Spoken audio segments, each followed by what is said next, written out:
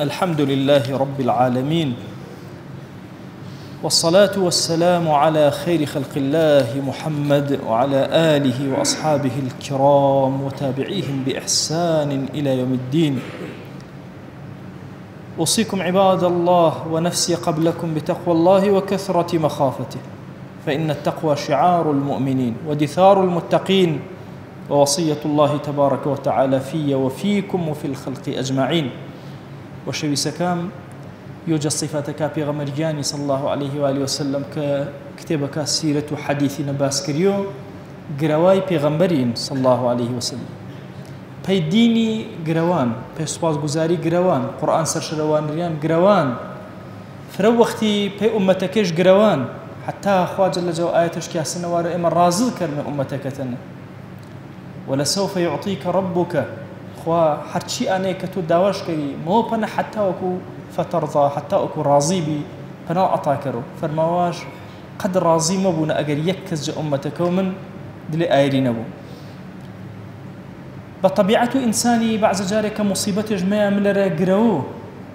بيغمريان صلى الله عليه وسلم إرشادو إني شكر دينمي أصحابي بما قالنا وفرماوا كاتك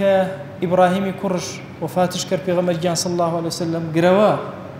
صحابة كافنا فرماوا يا رسول الله توج قراوي فرماواش إن العين لتدمع والقلب يحزن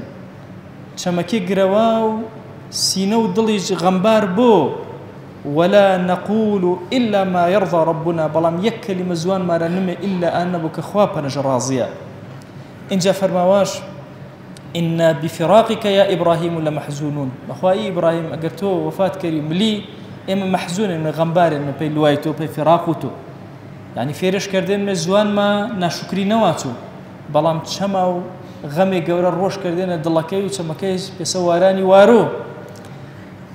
جاري وترشا وشوي سودلي ما لوا سردان وقبره أيش كرد طبعا وشوي سودلي ما صلى الله عليه وآله وسلم قول أنا بك جمدينو إنا بمكي رانا آج وفاتش كرد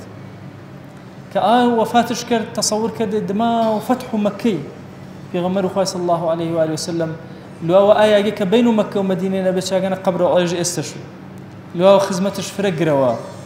أن قروا صحابة كي دورش أن قروين ما يواش يا رسول الله إقروا آية ممنوع يا سرما فرمواش هذه رحمة جعلها الله في قلوبكم إن الرحمة وإخوان خواي واستندلي دلكي أشم نرمي با أشم قروا كات الزحمتي وينا كات فراق بين شان درزو بيغمر صلى الله عليه وسلم فراق فرق ورجدين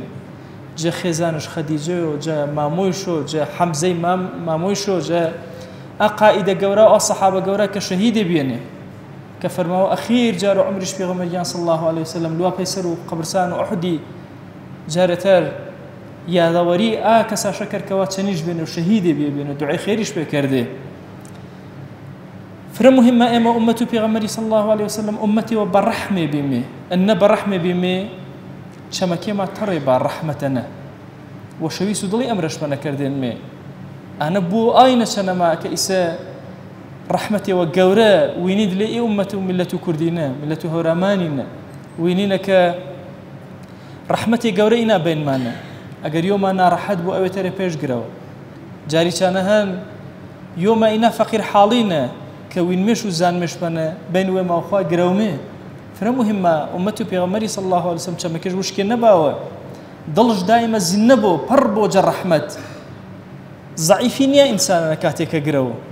إنسان فرو كاتي بقروا برزبوا نقروا كإنسان زليل كريو ظالمي وظلم جوانا كرو قروا أبدا إن صفة أمته بيغمري صلى الله عليه وسلم أمته بيغمري أمته وفرأة زو جريئة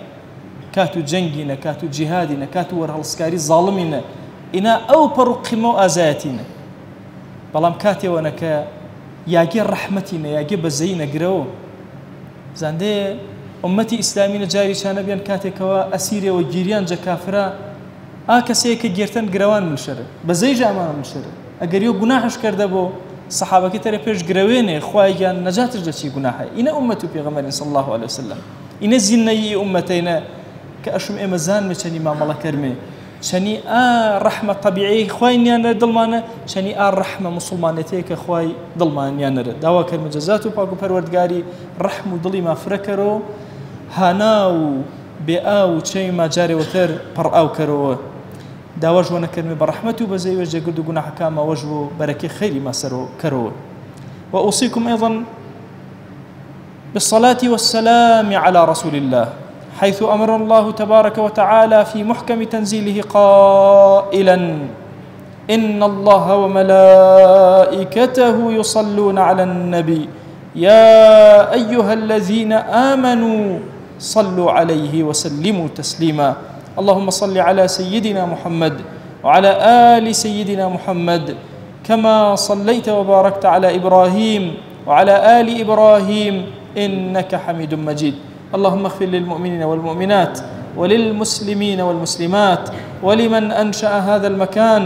اللهم أعز الإسلام والمسلمين وأهلك الكفرة والملحدين. اللهم انصر من نصر الدين واخذل يا رب من خذل الإسلام والمسلمين. اللهم آت نفوسنا تقواها فزكها أنت خير من زكاها أنت وليها ومولاها. آمين آمين والحمد لله رب العالمين. أقم الصلاة يرحمك الله.